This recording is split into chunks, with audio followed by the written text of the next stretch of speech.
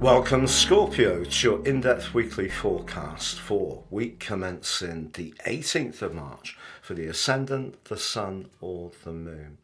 On the screen now I'm showing the event chart for the start of the week for your sign. You can see there's a gathering of energy in house 5. This is where you can get creative but also have fun.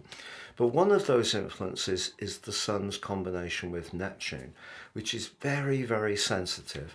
If you are someone who really enjoys more artistic activities, you could find yourself inspired at the start of this week. But the fifth house is also about romance.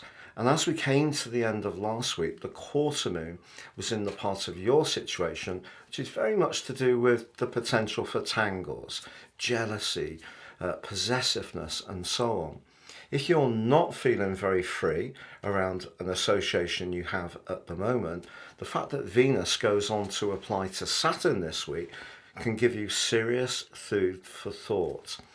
In essence, if it's not working so well, it may give you a desire to break free. And part of that can come from the spring equinox, which occurs on Wednesday, linking to your modern ruler of Pluto. That's going to help you to really analyse your situation with a great deal of clarity, but it may mean that if practically you're not feeling fulfilled, you will want some kind of change, at the least an improvement by the other person understanding your needs better. But the great news is that your traditional ruler Mars joins your fifth house on Friday, and this brings a whole load of extra energy and vitality. It's been in your fourth house for some time, and to be honest, that's quite a tricky transition. And there may have been times over the last 6 weeks when your mood was quite up and down, or you felt a bit prickly or defensive. Now you can feel much more outgoing. And even if you do want to discuss something of a sensitive nature with a partner or someone that you're working with creatively, you're going to just feel so much more self-confident and assured about broaching the subject involved. But when Venus applies to Saturn, it certainly can give us a sober outlook. But ironically, by the end of this week, it's applying to Jupiter, the planet of fortune, in the most glorious of ways.